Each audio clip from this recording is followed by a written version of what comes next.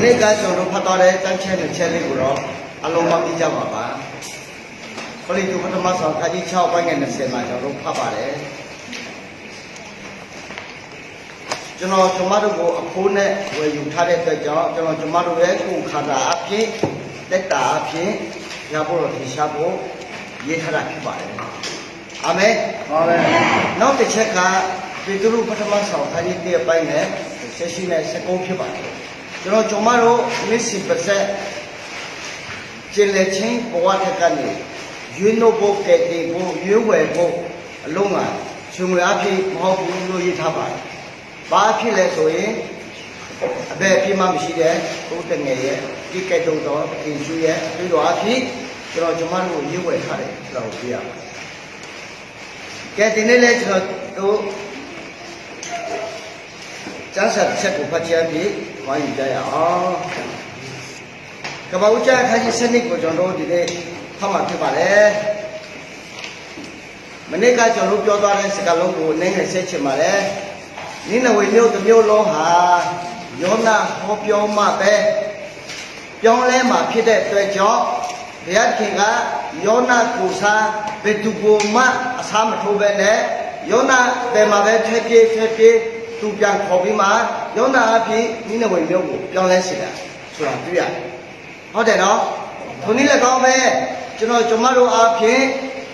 ဘုရားဘုရားသင်ချဖို့ဒါမှမဟုတ်ကျွန်တော်ကျမတို့အဖြစ်ပြောင်းလဲဖို့ဘုရားခင်ခတ်ထားတဲ့လူကိုကျွန်တော်ကျမတို့ဟောမှပြောင်းလဲမှာဖြစ်ပါတယ်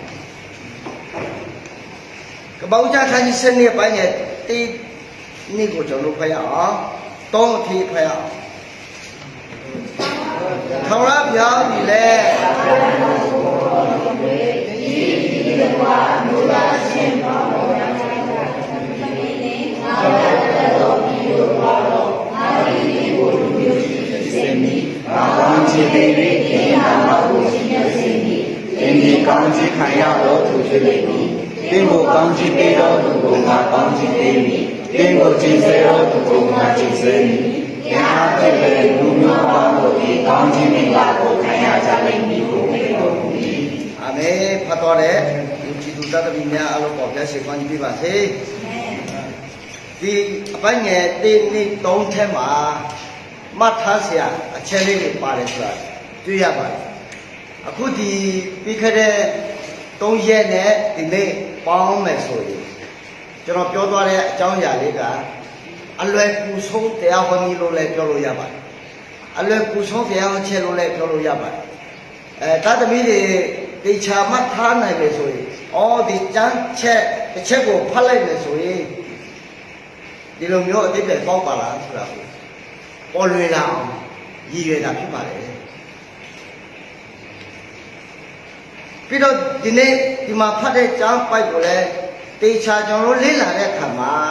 အကြည့်ချုပ်အနေနဲ့ပြောရမယ်ဆိုရင်အပြန်ဟာကကရာတဲပြည်မှာနေပါတယ်ကရာတဲပြည်မှာနေတယ်ရုပ်တုလည်းကိုယ်ွယ်တယ်ရုပ်တုလိုရောတဲ့မိသားစုလည်းဖြစ်တယ်တမိုင်းလူတိုင်းသိကြပါတယ်ခေတ်ရတယ်ဟုတ်တယ်မဟုတ်လားပြီးတော့ဆင်းရဲတဲ့သူလည်းမဟုတ်ဘူးချမ်းသာတဲ့သူဖြစ်တယ်ယခုခေတ်စကားအရပြောမယ်ဆိုရင်စီးပွားရေးကောင်းတဲ့မိသားစုဖြစ်ပါတယ်စီးပွားရေးကောင်းတဲ့မိသားစုဖြစ်တယ်ရုပ်တုကိုယ်ွယ်တဲ့မိသားစုလည်းဖြစ်တယ်ဒါနဲ့ဘုရားတခင်ဘာကြောင့်အပြောင်းကိုခေါ်တယ်လဲလို့ကျွန်တော်အကြည့်စဉ်းစားပြီးတယ်မနေ့ကယောနာအကြောင်းစဉ်းစားတယ်လို့နော်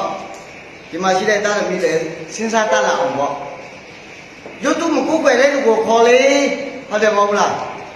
ရုပ်တုမကိုယ်ွယ်တဲ့လူကိုခေါ်လေအပြောင်းမဟုတ်ပဲနဲ့အခြားအများကြီးရှိတယ်လေအရေးကြီးရှိတဲ့လူဘုရားကိုချစ်ပါတယ်ဘုရားကိုချစ်ပါတယ်လို့ပြောတဲ့လူအများကြီးရှိတယ်လေ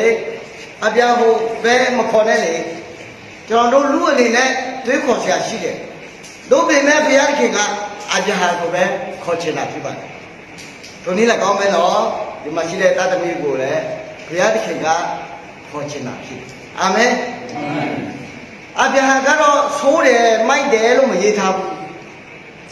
ဒါပေမဲ့ဒီမှာရှိတဲ့တသမီးတွေလည်းတချို့တွေသိုးလို့ပြောင်းလဲအောင်လာထားတဲ့တသမီးတွေလည်းပါကောင်းပါနိုင်တယ်သိုးလို့ဘုရားတရားလာအောင်ဘုရားတရားလမ်းကိုရှောက်လန်းနိုင်အောင်ရှောက်လန်းတတ်အောင်ကျမ်းစာကြောင်းထားချင်တယ်လို့မိဘရဲ့စာသားအတိုင်းရောက်လာတဲ့လူလည်းပါကောင်းပါနိုင်တယ် ပြီးတော့ကိုယ်တိုင်လည်းမွေးစေဝါတုံးဆွဲနေတယ်မပြောလိုက်နိုင်ဘူးဘုရားခေါ်ရပဲလိုက်မယ်ကွာလို့ဆုံးဖြတ်ပြီးမှကိုလာတဲ့လူလည်းပါကောင်းပါနိုင်တယ်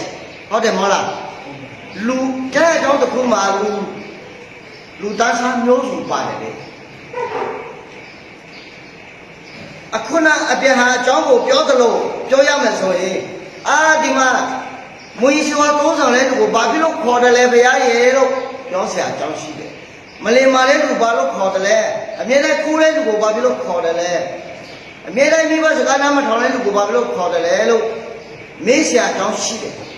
အပြန်ဟာအကြောင်းလဲဘုရားကိုမေးစရာရှိတယ်ရုပ်တုဘုခွေတဲ့လူကိုမခေါ်ပေမဲ့အခြားလူတွေရှိတယ်လေဘာဖြစ်လို့ခေါ်တယ်လဲ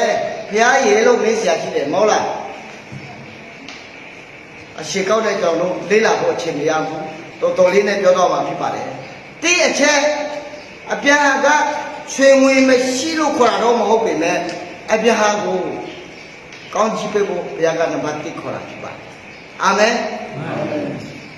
အပြန်ဟာကိုခေါ်တဲ့အကြောင်းကြီးကိုကျွန်တော်သုတောအမျိုးမျိုးနဲ့လေးလာဘူးလေဒါပေမဲ့အခုကျွန်တော်ပြောချင်တယ်အပြန်ဟာရှိပဲလို့ပဲချမ်းသာသူ့မှာမလုံးနိုင်တာအရာအခုရှိတယ်သူ့မှာတန်းစီဟုတ်တယ်မဟုတ်လားကျွန်တော်တို့လည်းအရေးချင်းများကြီးရှိပေမဲ့ကျွန်တော်တို့အစွမ်းအစားအဖြစ်မလုံးနိုင်တဲ့အရာဘုရားလုပ်ပေးချင်တာရှိတယ်အာမင်အပြာကိုအဲ့ဒါလုပ်ပေးချင်တာအပြာအပြီးဆယ်မွေးလာမယ်ဣစေအပြီးယာကုနဲ့ဣတော်မွေးလာမယ်ယာကုနဲ့ဣတော်အပြီးဣတေလအမျိုးနဲ့ဣတော်အမျိုးတွေပွားများလာဖို့ဘုရားခင်ကအပြာကိုခေါ်တာအစီရှိတာဖြစ်ပါတယ်ဒီမှာရှိတဲ့သားသမီးတွေကိုဘုရားခင်ခေါ်တာလဲသူ့နေရာနဲ့ကိုအစီရှိတယ်ဆိုတာခံယူစီချင်ပါတယ်အဲ့လိုခံယူမှကျွန်တော်တို့အားဖြင့်ဘုရားလဲစိတ်ဆက်ပြီးမှကုန်းသွားလို့ရမယ်ပြီးတော့အလုံးလုံးလို့ရမယ်ဆိုတာနားလည်လို့ရတယ်ဒါကြောင့်ဘုရားခင်ကအပြာကိုကောင်းချီးပေးဖို့ခေါ်တာဖြစ်ပါတယ်ဘုရားနမကြီးကဘုရားအပြာကဘုရားခင်ကိုချီးမြှောက်ဖို့ခေါ်တာဖြစ်ပါတယ်နံပါတ်3ကအပြာဟာအပြီးသူတပါးကောင်းချီးခံစားဖို့ဘုရားခင်ခေါ်တာဖြစ်ပါတယ်အာမင်ကျွန်တော်တို့အပြီးသူတပါးကောင်းချီးခံစားဖို့ဘုရားခင်လိုရှိတယ်ကျွန်တော်တို့အပြီးသူတပါးတဲ့တိဆောက်ရှာပြီးဖို့ကျွန်တော်တို့အပြီးသူတပါးတိခါဆိုင်ရရှိဖို့ဘုရားခင်လိုရှိပါတယ်တခါတော့ကကျွန်တော်တို့ရွာမှာဆရာတယောက်အရာခက်တယ်အရာပြီးမှခက်တယ်ပဲကဲဒီချက်အကြောင်းတွေလဲဟောတယ်တရားဟောတယ်ဒီနာတွေလုပ်တယ်တိတ်တိတ်ရှင်းသွားပြီးမှကဲဒီချက်အကြောင်းတွေပြောတယ်တညကြတော့လူတယောက်ကအဲ့ဒီဆရာရဲ့အိမ်နားမှာဖြတ်သွားပြီးမှပတ်ဆိုင်ချက်ပြောက်သွားတယ်အဲ့ဒါနဲ့အဲ့ဒီလူကအဲ့ဒီဆရာအိမ်ရှင်းမှာလာရှာတယ်ပတ်ဆိုင်ကိုတွေ့ဘူးအဲ့ဒီဆရာမကောက်ဘူးကောက်မလဲအစားစစ်ပြီးပြီးမျိုးမျိုးပြောပြီးမှဆူဆွဲချင်တယ်ဒါပေမဲ့ဘာမှ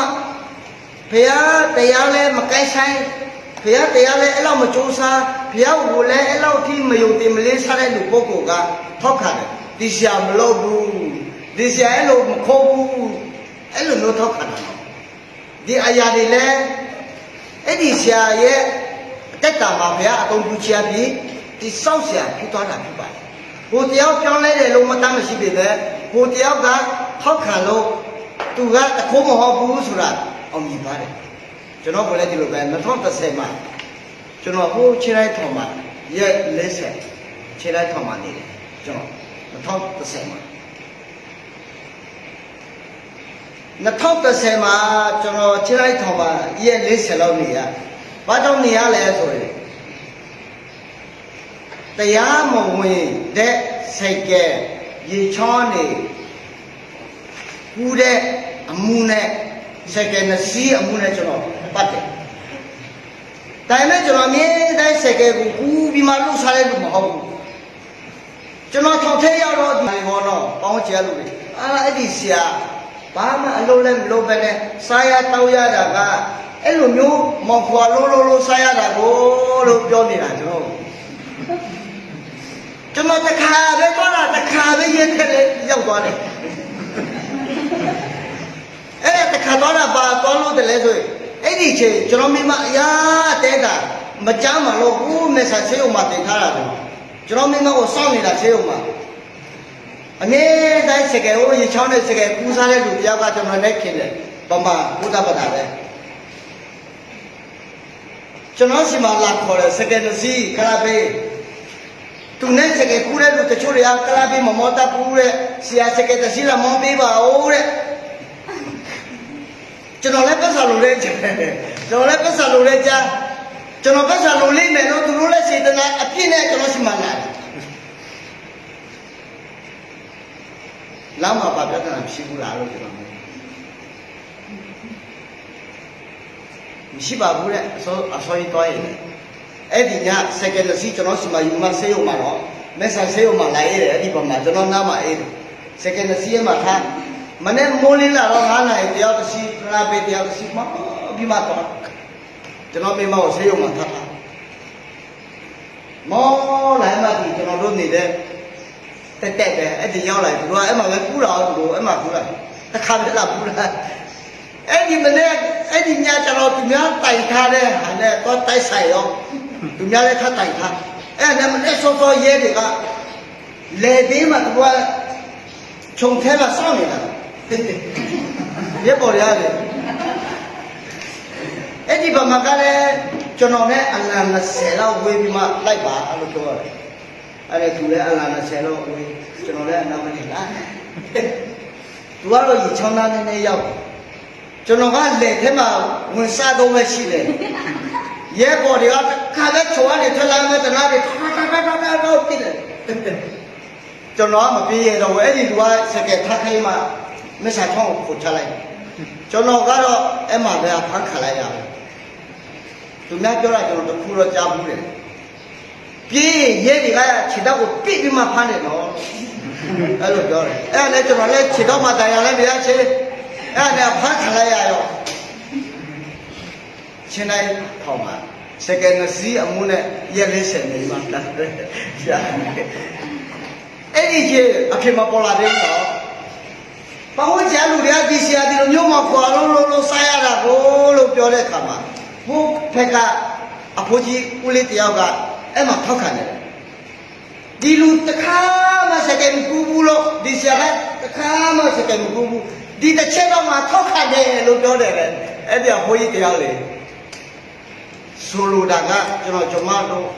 ကောင်းကြောင်းဓမ္မမို့ကျွန်တော်ကျမတို့ဘုရားတရားထဲမှာတက်ရှိကြောင်းဓမ္မမို့ကျွန်တော်ကျမတို့ဘုရားဖက်မှာယက်တည်နေကြောင်း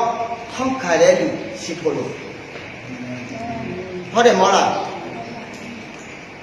ကျွန်တော်ကျမတို့အပြင်ဖြတ်ကြည့်ဖို့လို့တင်ရှားဖို့အလိုရှိပါတယ်အဲ့ဒါနဲ့ကျွန်တော်လည်းခုနပြောသလိုရဲ့လေးစင်နေမှာပြလာလူတွေကပြောကြတယ်အပျော်ဆုံးလူတယောက်ရဲ့တက်တာမှာအပျော်ဆုံးနေ့ကဘာနေ့လဲလို့ပြောတယ်တချို့တွေကမွေးနေ့လုပ်တဲ့နေ့ဟုတ်တယ်မဟုတ်လားတချို့တွေကလည်းမင်္ဂလာဆောင်တဲ့နေ့အဲ့လိုပြောကြတယ်မဟုတ်လားမဟုတ်ဘူးလို့ပြောလိုက်တယ်ကျွန်တော်ကထောင်းနေလူတဲ့နေ့ကျွန်တော်ထောင်းနေလူတဲ့နေ့အပျော်ဆုံးပဲအဲ့လိုပြောလိုက်တာကဲကျွန်တော်ထားလိုက်တော့ဒီနေ့ဒီမှာကျွန်တော်တို့ဖတ်သွားတဲ့ကမ္ဘာကျမ်းစာထဲမှာကြည့်တဲ့ကမ္ဘာအပြာကမခေါ်ပြီးမဲ့အခြားလူကိုခေါ်เสียနဲ့ရှိတယ်လေဘုရားမခေါ်နိုင်ဘူးလားခေါ်နိုင်တယ်ဒီမှာရှိတဲ့သားသမီးကိုဘုရားမခေါ်ပဲနဲ့အခြားလူလည်းပို့နိုင်တယ်မဟုတ်လားဒါပေမဲ့ဘုရားခင်ဒီမှာရှိတဲ့သားသမီးတွေကိုပို့တာကသားသမီးပေါ်မှာဘုရားခင်လည်းသူ့နေရာနဲ့သူလိုအပ်တဲ့မွေးရပေါ်မှာကောင်းကြီးပေးဖို့ဖြစ်ပါတယ်အာမင်နောက်တစ်ချက်ကခုနပြောသလိုသူတစ်ပါးရဲ့အထိတ်သိချင်းသူပါရဲ့ပြည့်တည်ချင်းမျိုးထက်ကနေလူမြောက်ဖို့ခေါ်တယ်လို့ကျွန်တော်ညီမတို့ကလည်းချီးမြှောက်ဖို့ဘုရားခင်ခေါ်ထားတယ်ဘုရားခင်ကျွန်တော်ကိုချီးမြှောက်ဖို့ခေါ်ထားတယ်ဆိုရင်ဘုရားခင်ကိုယူတည်ရအောင်ဘုရားခင်ကိုလေးစားရအောင်ဘုရားခင်ပေါ်မှာသစ္စာရှိရအောင်ကျွန်တော်ညီမတို့ဘေးပေါင်းချင်မှာပြောတဲ့ဟာကိုတော့ခဏထားဘေးပေါင်းချင်မှာလူတယောက်ရှိတဲ့ဟာရတူရှိတယ်ကျွန်တော်ကျမတို့နဲ့ရင်းနှီးတဲ့ကျွန်တော်ကျမတို့ဘက်မှာထောက်ခံရလို့ရှိတယ်လို့ကျွန်တော်ကျမတို့ကိုမထောက်ခံဘဲနဲ့မုန်းတဲ့လူအများကြီးရှိတယ်အဲ့ဒါမောလားထိုထက်ကဘူးဘုရားတသမီး แต่ยาวพิลาเดนี่ก็เด็กอาซาบิมายังตุกามีอะไรอ๋อแต่ทำไมนักการพยาตาบีพิลาละกูโลวะโลชิมุเลตัวอัลโลใจเบ้เดชินากูเบ้โลชินามองไม่ใช่มาเบ้เนี่ยกูเบ้โลชินาสารมันนักการดูไปเบ้ก็ที่ชูเย่อเมริกาเจ้าจนเราจะมาดูว่าลูกเมียอุชิโกยาบาดีจนเราจะมาดูว่าที่ชูเย่อเมริกาเจ้าลูกเมียอุชิโกยาดีทำการบูแต่ที่ชูเนี่ยกับบ้าปอมาวันเมียอุชิก้าวโซ่วันเมียอุชิโกเลยยาชิบาดีอยากคิดดูว่าจังเรามองไม่ใช่มาเนี่ยอะไรที่มาเนี่ยบูอยากคิดดูเนี่ยเราจังเราเบียร์เนี่ยไม่ตายยังชิบูอยากคิดดูว่าจังเราเบียร์แค่จิจุกุยุนาเราบุมข้าสายบูอยากคิดดูว่าเบียร์แค่เนี่ยวิกวานี่ดูไปเนี่ยที่กันเนี่ยก็จังเราพยานเนี่ยนีลาพยานเนี่ยนีลาที่ทำการบูพยานตาพิยาพยานตาพิยาที่ทำการบูก้อนจีขายต้องถูกพิลาก้อนจีขายต้องถูกมการบูอัมบุยขายต้องถูกพิลาอาเมนพยานตาตะบีดีอัลลอฮ์อัมบุยขายไม่รู้ละอุปมาจังเราตาตะบีดีค่ะจังเราบ้ามันไม่ใช่เป็นแม่จังเรามาชี้ได้อะไรอัมบุยขายได้ตาตะบีพิโตพยานตาตะบีพิลาตุได้หายအမွေခံစားထိုက်တဲ့တာသမီဖြစ်ပါတယ်ပြီးတော့နောက်တစ်ချက်ကြောင့်လို့အပြာအကြောင်းနဲ့လေ့လာရမယ်ဆိုရင်အပြာကစီမွေးရဲ့စီပီနေရတာနဲ့ဘုရားခေါ်တဲ့နေရာမှာဘယ်မှာသွားရမလဲဘယ်မှာနေရမလဲဆိုတာမသိနားမလဲသဘောမပေါက်ပေမဲ့လိုက်သွားတယ်ဆိုတာကိုအမှတ်တမ်းတင်ထားတယ်ထို့သောဆိုပြပြီးမှဘုရားခင်နဲ့လိုက်သွားတဲ့အတွက်ကြောင့်ခိအဆက်ဆက်တော့ဂလာတိနိ26ဖတ်တဲ့ခါမှာကျွန်တော်တို့လည်းအပြန်ဟာရဲ့အမြင်ဖြစ်သွားတယ်ကျွန်တော်တခင်ဆိုယူကြည်တော်သူမှန်သမျှကိုလေအပြန်ဟာရဲ့မြေလို့တတ်မှတ်တယ်ရှင်းအပြန်ဟာအဲ့လောက်ထင်းတော့အခုထင်းတော့ကျွန်တော်တို့အပြန်ဟာရဲ့မြေဖြစ်ရတယ်ကြည့်အောင်ဂလာတိနိ29လောက်ပြောနော်ဟုတ်မယ်ထင်ပါတယ်နော်se como el entonces papá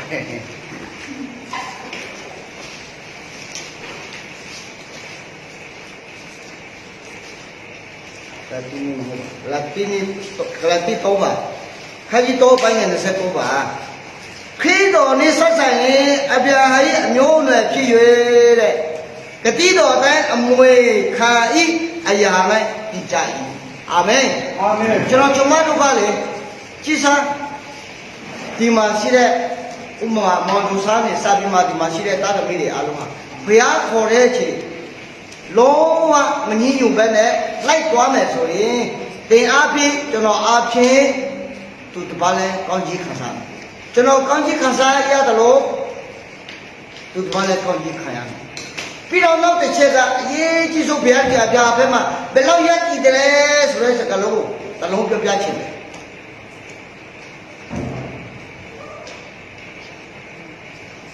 အပြန်ဟာကိုကြည်ဆဲတဲ့သူကိုအပြန်ဟာကိုယ်တိုင်ကြည်ဆဲဆရာမလို့တော့ဘုရားကိုယ်တိုင်ပဲကြည်ဆဲမယ်လို့ပြောပါတယ်လို့ပါတော့ကြောင့်ဘုရားခေါ်တဲ့နေရာဓမ္မမောဟေဘုရားခေါ်ထားတဲ့လူဓမ္မမောဟေဘုရားသားသမီးတယောက်ကိုကြည်ဆဲတဲ့သူကိုကျွန်တော်တို့ကပြန်ကြည်ဆဲဆရာမလို့ပဲနဲ့ဘုရားကိုသူကိုယ်တိုင်ကြည်ဆဲသွားမှာဖြစ်ပါတယ်အာမင်ဘုရားကိုယ်တိုင်ပဲကြည်ဆဲမှာလို့ပြောတယ်အပြာကိုကြည်ဆဲတဲ့လူကိုအပြာကိုယ်တိုင်တုံ့ပြန်ဆရာမလို့တော့ဘူးဘုရားပဲတုံ့ပြန်လိုက်မယ်အပိုင်းငယ်သုံးခုတွေ့ရမယ်ခုနကတော့တိတ်ကိုကောင်းချီးပေးတော့သူကငါကောင်းချီးပေးပြီတိတ်ကိုကြည်ဆဲတော့သူကငါကြည်ဆဲတရားဖြစ်တဲ့လူမျိုးတကာကောင်းချီးခံရလိမ့်မယ်လို့ပြောမှာဒါကခုနပြောသလိုအပြာကိုကောင်းချီးပေးတဲ့လူအပြာကိုဘုရားခင်တို့ပြုပါစေအပြာချမ်းသာပါစေဘုရားအပြာအလောကရှိပေးပါစေအပြာလုံးဝကံကရှိပေးပါစေအပြာရဲ့တဏ္ဍာလုံးဝကိုဘုရားခင်ဘိုးတော်ထိရှားပါစေအစရှိတွေပြပေါ့ဆူတောင်းပေးတဲ့လူကိုကောင်းချီးပေးတဲ့လူကိုဘုရားခင်ကကောင်းချီးပေးမှာအာမင်တို့ပါတော့ကြောင့်ဘုရားခေါ်ထားတဲ့လူတွေအတွက်အမြဲတမ်းဆူတောင်းပေးပါအခုအနောက်မှာထိုင်နေတဲ့ဆရာတွေတွေ့လားသူတို့အသက်ဆူတောင်းပေးမဲ့လူကိုသူတို့ကိုကောင်းကြီး ပေးဖို့မကဘူးဆူတောင်းပေးတဲ့လူကိုလည်းကောင်းကြီးပေးမယ်လို့ဘုရားခင်ဗျာပြောနေတာဖြစ်ပါတယ်အာမင်ဒါကြောင့်ဘုရားတော်လည်းဆူတောင်းကောင်းကြီးပေးဖို့လိုအပ်တယ်ဆိုတာဒီမှာတွေ့ရတယ်ဒါမဲ့တော်တော်အကြီးချိုးအနေနဲ့ပြောရတဲ့အတွက်ကြောင့်ခြေထိုင်းမရှိတဲ့အတွက်ကြောင့်ဒီကျမ်းချက်လေးကိုဆွေးနွေးရတဲ့အခါမှာဘုရားခင်ကအပြာကိုလူမျိုးကြီးဖြစ်စေဖို့ခေါ်ထားပါတယ်တကယ်လဲလူမျိုးကြီးဖြစ်လာခဲ့တယ်ဆိုတာတွေ့ရတယ်။တမိုင်းခက်အဆက်ဆက်ပေါ့နော်။ကျွန်တော်ကိုလူမျိုးကြီးဖြစ်စေဖို့ခေါ်တယ်လို့ကျွန်တော်ခံယူလိုက်လူအနေနဲ့စီဆိုင်ဘာမှမဖြစ်နိုင်ဘူး။မြန်မာနိုင်ငံမှာတိုင်းသားတဲ့မှာအခါလူမျိုးကအနည်းဆုံးလို့ပြောလို့ရတယ်။အခါလူမျိုးတဲ့တိုင်းသားနဲ့လူမျိုးရှိသေးလားတော့မသိဘူး။ဘာလူမျိုးရှိလဲဒီမှာရှိတဲ့ညီကိုတည်ရပြောပြပေးပါ။ကျွန်တော်အခါလူမျိုးတွေကလောက်တဝဲလောက်တော့မရှိဘူးတဲ့။လူမျိုးလူရဲ့အရေးတက်တယ်မှာတော့ဒါပေမဲ့ဒီကျွန်တော်ခါလူမျိုးကဒီငါးနိုင်ငံမှာနေတဲ့ဟာကိုအလုံးပေါင်းလိုက်တော့နည်းနည်းများတာပေါ့အလုံးပေါင်းလိုက်တော့နည်းနည်းများတာပေါ့နော်တရုတ်မှာတော့အများဆုံးဖြစ်တယ်ဒုတိယအများဆုံးကလာအိုတတိယအများဆုံးကမြန်မာစတုထကထိုင်းပစ္စမကဗီယက်နမ်မှာ6ရွာပဲရှိတယ်လို့ပြောတယ်။တိုင်းသားတွေထဲမှာအနည်းဆုံးဖြစ်တယ်။ဒါပေမဲ့ကျွန်တော်အခြားလူမျိုးတွေပေါ်မှာ